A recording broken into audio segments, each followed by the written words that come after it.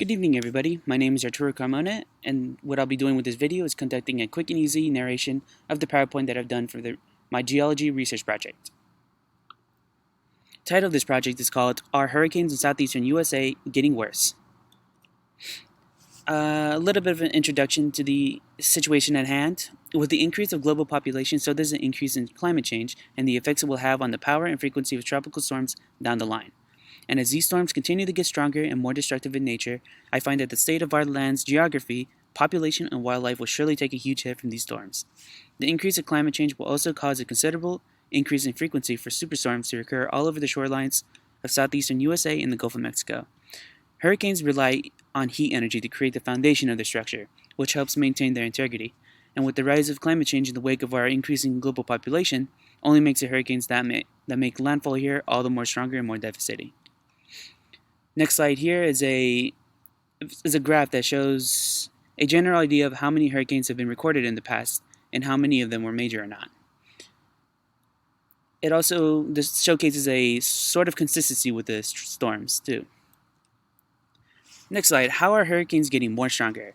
As the global population continues to increase, so does the use of fossil fuels, thus increases the amount of CO2 and other greenhouse gases that are released into our atmosphere. As we release more greenhouse gases into the atmosphere, Earth is able to retain more of the heat that is absorbed by the ground and oceans, essentially warming up the entire planet and allowing hurricanes to absorb more heat energy. How much stronger do hurricanes become in the wake of climate change? A computer modeling indicates a trend towards stronger storms increasing in intensity 2 to 11% by the end of the century. Information gathered from the IPCC report of 2019. The graph below shows just how much of the hurricanes have been getting stronger. As you can see, there is a rapid incline of Category 4 to 5 storms in comparison to the tropical and Category 2 to 3 hurricanes. Why is this an issue? As hurricanes get more stronger and heavier, the latitudinal range of tropic storms are also affected, making these storms move a whole lot slower, which spells trouble for people who live in relatively dry areas and floodplains. If a hurricane is moving in a slow manner, they will sit over landfall regions and spin relentlessly, tearing the land apart with high wind speeds and flood the land with huge amounts of rainfall that will not let up. Just like any hurricane, there will be the threat of property being destroyed and lives being taken. But if hurricanes are only getting stronger in the preceding years, those numbers may double as populations and cities increase. A continuation of the first slide of this.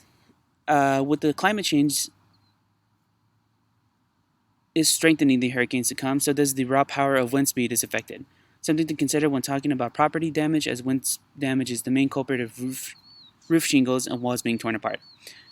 Hurricane winds typically reach up to about 90 to 110 miles per hour, but in the wake of super hurricanes due to climate change, those numbers will only increase and cause extensive damage to mobile homes and cause poorly built houses to crumble. What about the cost of hurricane damages? Hurricane damage will continue to increase due to rising populations in the southeast USA. There has been a doubling of hurricane damage every 10 years since 1900s. This is due to population growth and an increase in wealth and economic development.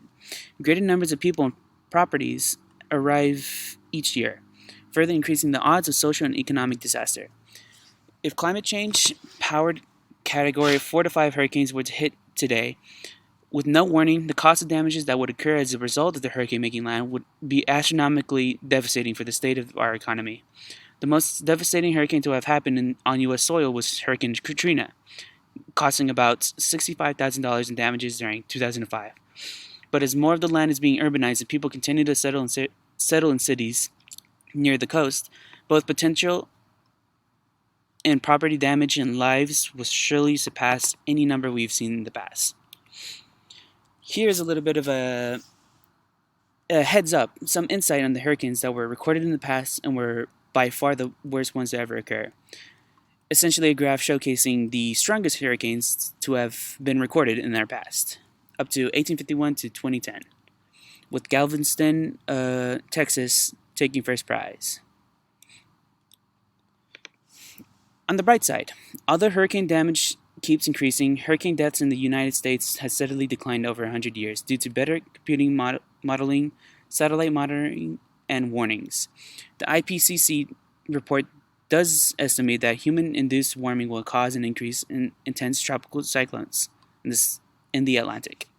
While the likelihood of a hurricane making landfall on U.S. soil is still as probable as it was in previous years, our technology has advanced just enough so that we can track superstorms with great precision, therefore giving ourselves a fighting chance to lessen the damage in lives and property that will be potentially harmed in the wake of the next hurricane.